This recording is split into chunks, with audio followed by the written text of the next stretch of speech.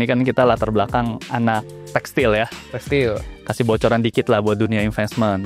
Lebih baik pilih bisnis atau investasi itu jauh.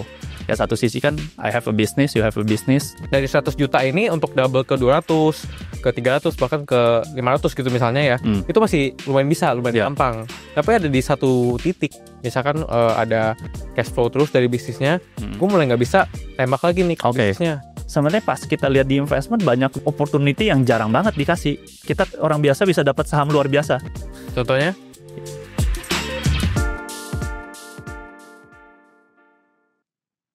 Halo Bapak Ibu, welcome to Think. Mungkin Bapak Ibu banyak yang penasaran, benefit apa aja sih yang bisa didapetin kalau misalnya join ke Think. Nah, di video kali ini saya akan menjelaskan benefit apa aja yang Bapak Ibu bisa dapatkan kalau misalnya Bapak Ibu join ke dalam Think. Yang pertama ada kurikulum, yaitu modul pembelajaran investasi dari A sampai Z sesuai dengan framework Think. Berikutnya ada investment research, ya studi kasus kita, monthly investment ideas kita, top ide saham yang bagi kita cukup menarik untuk dianalisa lebih lanjut, dan juga ada investment workshop. Workshop ini merupakan eksklusif private workshop ya, dimana mungkin kalau kalian spend 2-3 juta untuk ikut workshop-workshop di luar sana belum tentu cocok. Tapi di workshop ini kita nggak cuma lecture, bakal praktek langsung bersama dengan beberapa senior analis dari Think.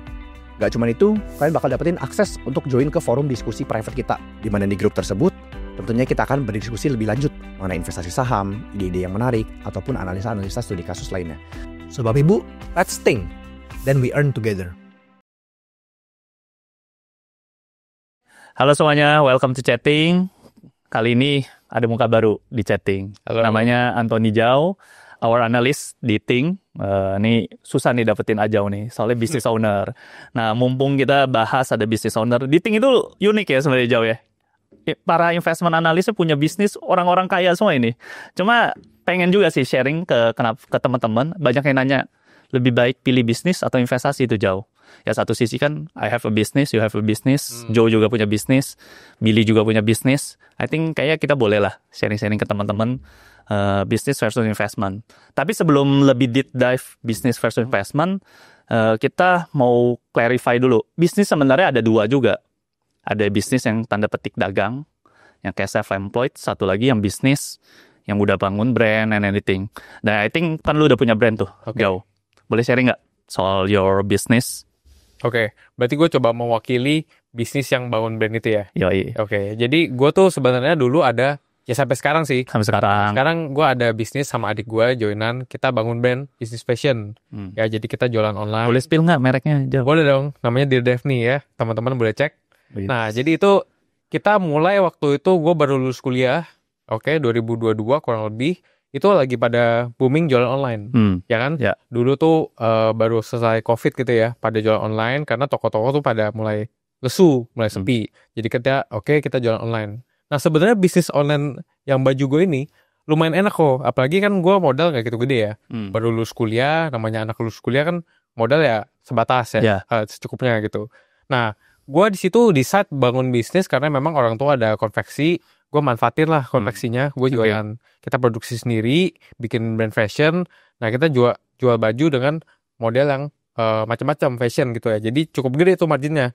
Mungkin net margin tuh masih dapat 20% lebih kok. Gede loh itu. Iya. 20% gede. Tapi ya di satu sisi ya banyak hal yang mungkin teman-teman semua tahu lah di online ya. Kita kalau duit marketing juga gede. Iya. Mungkin di zaman dulu ya, zaman 2022 itu enak gitu. Di e-commerce masih banyak promo-promo. Disubsidi lah ya. Iya. Sebelum IPO kok. Iya, jadi waktu itu ya kita juga nikmatin aja. Ya kan, banyak subsidi, banyak marketing gratis gitu ya. Nah, di satu sisi, setelah beberapa waktu gitu ya, jalanin 1 tahun, 2 tahun, itu mulai mandek. Kenapa? Misalkan lah, gue baru lulus kuliah, misalkan gue pakai modal, let's say 100 juta gitu ya. Dari 100 juta ini untuk double ke 200, ke 300, bahkan ke 500 gitu misalnya ya, itu masih lumayan gampang. Ya kan, double-nya berkali-kali lipat, tapi ada di satu titik, gue mulai kesusahan. Misalkan ada cash flow terus dari bisnisnya, gue mulai nggak bisa tembak lagi nih bisnisnya. Kalau mau beli kain lagi, nyetok barang lebih banyak lagi, mulai susah. Marketing juga keluarin misalkan sebulan ya, contoh aja nih 100 juta per bulan gitu ya. Bukan berarti gue keluarin 200 juta, sales gue nambah 2 kali lipat. Jadi ada gap, ada titik di mana ini tuh mulai susah gitu. Nah mungkin kurang lebih itu alasan kenapa kayaknya gue mulai banyak cash nganggur. Barulah gue mulai serius nih di Ting. Hitung-hitung opportunity cost ya. Betul. Nah mungkin lu kan perspektif di mana lu lebih ke dagang gitu. Ya. Lu juga boleh sharing kok ke teman-teman. Ya, jadi kalau my family business ya, bukan saya yang build, tapi supply chain-nya sebelum jauh nih. Oke. Kalau jauh ini kan udah punya konveksi, and then terus habis itu bangun brand bahkan, jualan langsung ke customer. Kalau gua jualan kain jauh di Tanah Abang, sebenarnya kita geng sama. Tanah Abang nih, geng Iya. Tanah Abang. Marginnya kecil banget bro, parah. Berarti berapa kok? Bagus-bagus aja 6%. Oke. Tapi yang paling permasalahan ya, mungkin sebelum 2015, wah itu pesta kita. Karena memang orang yang kita kasih ke konveksi tinggal jual ke Mangga 2, dari apa enggak ke Tanah Abangnya itu jual lagi ke daerah, itu margin gede tuh. Enak banget tuh zamannya di metro gitu segala. Waduh, beli selusin tuh gampang lah. Yang jualan kain, beli kain kita pun jualannya juga gampang. Cuma makin ke sini, terutama pas zaman COVID, saya pernah ada rasa satu titik gitu ya, sama sepupu juga. Kita kayak mau nagih utang tuh susah. Nagih piutang gitu. Kita punya piutang usaha, nagih susah. Dan di situ bayangin ya, margin cuma sekecil gitu, yang dulu awalnya tempo 3 bulan, lama-lama jadi 6 bulan, and so on gitu loh. Ini yang jadi menurut saya jadi nggak menarik bagi saya. Memang dulu sebelum terjun ke toko ya, kerja kantoran dulu kan. Cuma pas masuk ke dunia sini, mikir-mikir, lebih enak investment, man. Apalagi pas kita berkaca lagi ya, margin 6%. Sekarang aja kita punya investasi yang sama-sama nagih lah, namanya bank. Yeah. Dividennya 10%. Yang I think di sini jadi kita mikir kan, the opportunity cost. Ya sometimes yang jadi mikirnya kalau kayak perusahaan yang kayak marginnya kecil gini, ini jadi kayak not really worth to doing the business lah. Ini yang jadi consideration. But ya anyway, memang bisnis itu ada the tough-nya, baik ups and downs gitu segala. Tapi yang ini I think nggak terlalu bagus. Terus juga ada I have a business franchise juga kan di tahun pas COVID ya kan, sampai 2019 akhir lah, bubble tea lah, the Singfutang lah. Nah itu pun awalnya margin gede banget, 40%-an. Cuma kan ada masanya juga, pas ada COVID langsung hilang tuh hype-nya. Jadi I think memang di fase-fase itu baik yang dagang, marginnya nggak gitu bagus. Inventory kadang bisa nyangkut juga, nagih piutangnya. Terus kadang bisnis kita juga sometimes ada, sometimes ya susah ditebak juga kan. Jadi ini yang kita jadi consider kan. Sebenarnya apakah lebih baik investment? Ya kayak gitu sih jauh. Oke. Mungkin kalau gue dulu kan bisnis mulai nggak ini nih, modalnya nggak bisa ditambahin ke bisnis aja ya. Makanya gue coba consider investment. Tapi ya banyak teman-teman gue yang gue lihat juga sebenarnya ya mereka yang bisa usaha ya jago juga. Ditanya cuman kebetulan gue mungkin setengah benar ya, benar. Jadi ngejalanin bisnis sambil belajar invest juga. Jadi kayaknya bandinginnya tuh lebih berasa gitu. Darah kita udah jadi darah Citato bro. Apa itu? Cina tanpa toko. Beda sama orang tua kita. Orang tua kita tuh suka buka toko.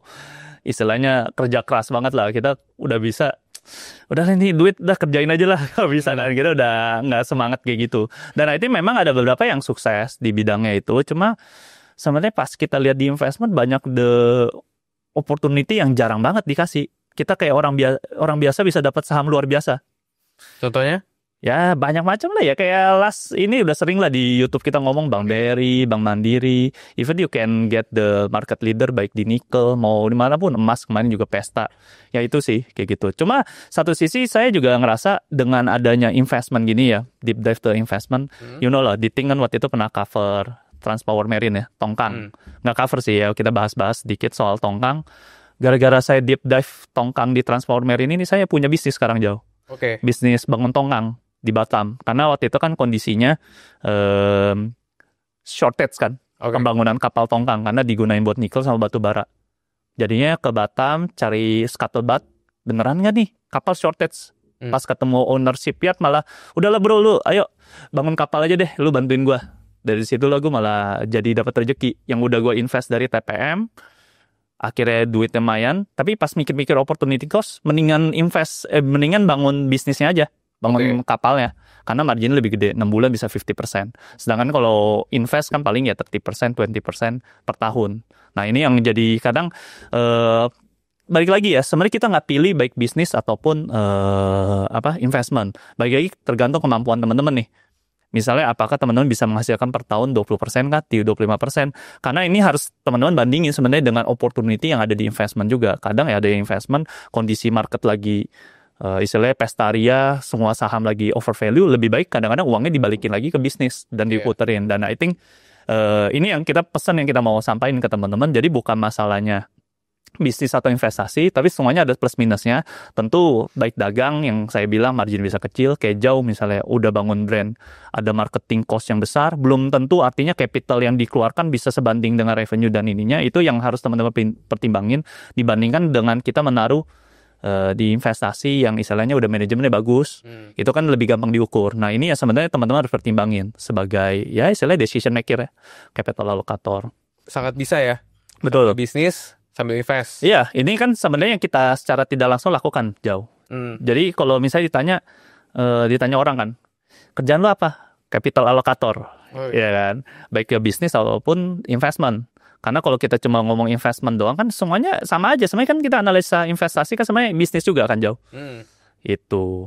Berarti ya tadi kita kan udah cerita, kita sempat bahas ya cara analisa TPMA ya. Ya. Sebenarnya cara analisa juga sama ya, sama lu bikin bisnis Sama. tongkang itu ya, semua sama persis. Malahan gue kebantu banget. Jadi I know istilahnya kan harga beli tongkang berapa yang dibeli sama customer kan. Iya. Dia kan waktu itu ya, kan gue jadi subkonnya kan. Iya. Gue tahu gue bisa, nggak bisa, masa segini doang. Gue kan tahu di marginnya dia berapa. Jadi gue bisa punya power nego, karena gue tahu dia marginnya itu berapa jual ke customer. Jadi gue bisa nego ke shipyardnya buat naikin istilahnya jasa gue. Kurang lebih kayak gitu jauh. Jadi dengan kita become a better investor, kita bisa become the better businessman. And dengan kita menjadi better businessman, kita juga bisa jadi become better investor. Karena kita melihatnya itu dari berbagai sisi.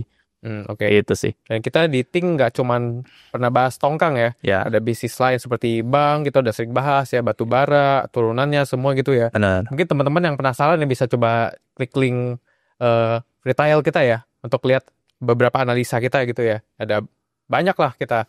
Ya. Dan itu bisa membantu kita juga sebagai business owner gitu ya. Benar. Misalnya kayak contoh lah, ini kan kita latar belakang anak tekstil ya. Tekstil. Kasih bocoran dikit lah buat dunia investment. Jadi perhatiin teman-temannya kalau di dunia tekstil, sekarang yang bikin bleeding di tekstil ya, terutama dari sisi saya nih yang kain, adanya dumping dari China. Ini sangat menyenangkan untuk si Anthony Zhao. Lu beli kain dari China kan? Banyak kan dari China. Kurang ajar lu. Jadi kalau ada anti dumping dari China, istilahnya kan polyester yang di Indonesia bisa jualnya lebih bersaing lah. Iya. Bisa naikin harga. Nah, ada emiten yang jualan kain nih, yang sekarang lagi bleeding. Kalau nanti pemerintah membuat peraturan anti dumping dari China, I think this company bisa mendapatkan margin lagi lah lebih. Nah, inilah yang kita bisa dapat the edge information ya, karena saya bermain di tekstil, tahu yang bikin bleeding. Saya juga tahu ada potensi bisnis public company yang sekarang lagi tanda petik murah loh. Tanda petik murah. Kalau tinggal kuncinya ini aja dibuka, kita bisa dapat the sales opportunity di sini. Yeah. Terserah mau bangun bisnis jualan kain polyester boleh, mau invest di pabrik polyester juga boleh. Nah, itu PR buat teman-teman. Oke, paling itu aja chatting hari ini. Yeah. Bye-bye. Bye-bye.